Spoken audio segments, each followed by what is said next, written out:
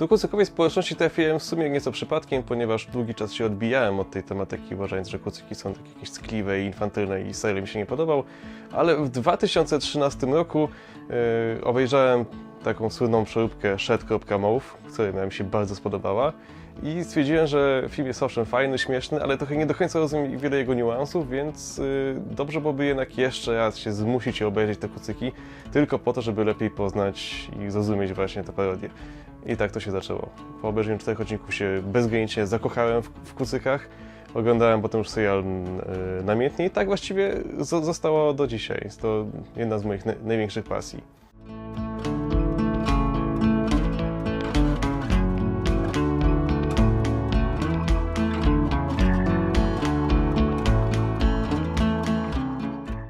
Od samego początku kucyki były dla mnie wielką inspiracją, żeby coś tworzyć artystycznego. Jedną z moich takich najwcześniejszych pasji jest pisanie. Tworzę dużo poezji, a także prozy.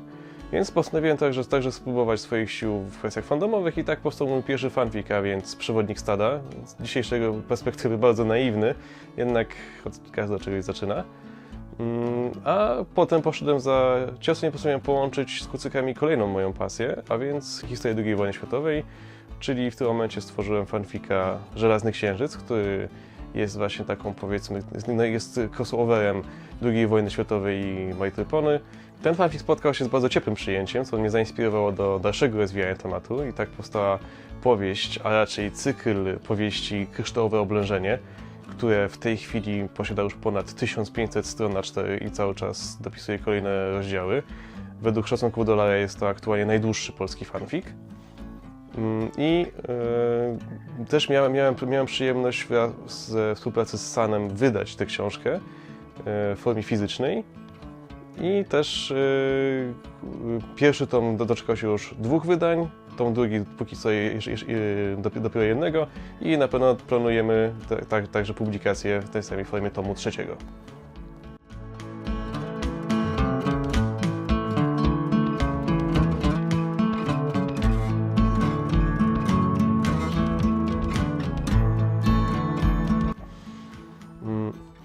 Jeszcze inną moją pasją taką, którą się zajmuję od dzieciństwa, jest modelarstwo. Od zawsze sklejałem różnego rodzaju czołgi i samoloty plastikowe, czyli modele redukcyjne. Chciałem też w pewnym momencie to połączyć z kucykami i trafiła się taka okazja, że w 2013 roku zostałem poproszony o wykonanie figurki, dokładnie Ocka, jednej osoby. W tym celu wziąłem figurkę typu blind bag i ją po prostu przemalowałem, tam lekko też modyfikując grzywę i inne takie detale. Tutaj też twórczość została pozytywnie oceniona, w związku z czym uznałem, że mogę się ogólnie zajmować czymś takim i łącznie już stworzyłem około 100, nie wiem dokładnie ile, ale każdym było bardzo dużo takich dużych figurek, głównie ocków, ale także postaci kanonicznych, a pewnym ukonorowaniem, jakby zwieńczeniem tego projektu jest stworzenie 2 talii szachowych, które są jak najbardziej grywalne.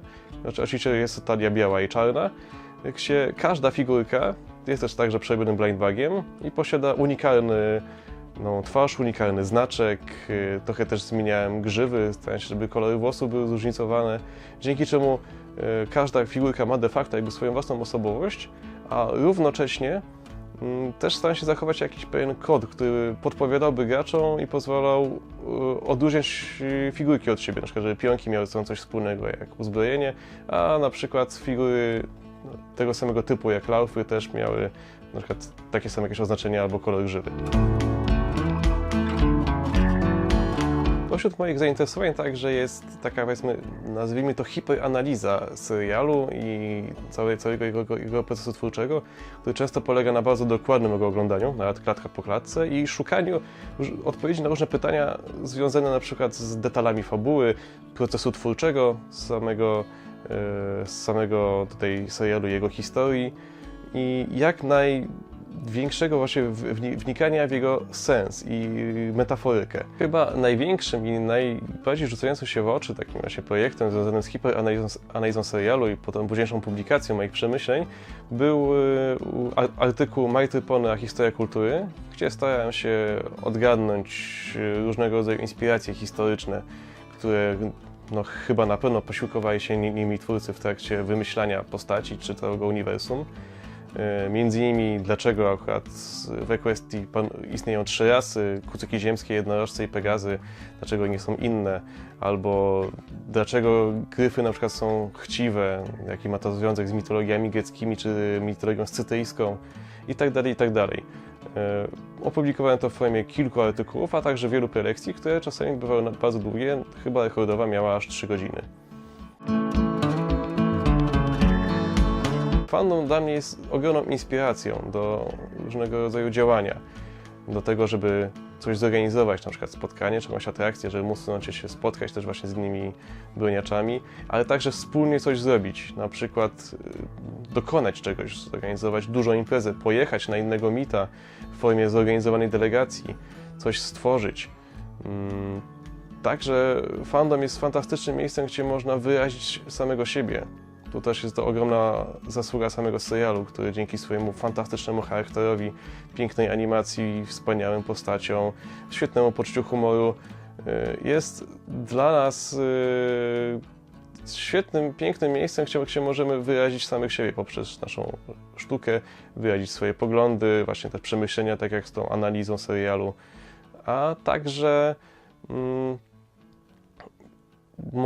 Także możemy tutaj coś od siebie dodać, na przykład w postaci fanfików dodatkowe historie związane z kucykami.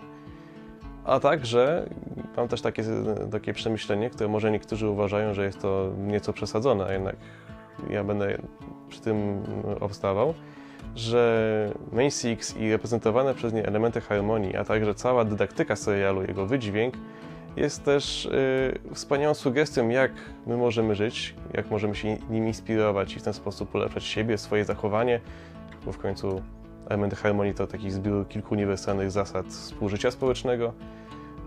Więc mogę powiedzieć też, że samemu mocno inspirując się serialem, uważam go za pewną fantastyczną filozofię życiową.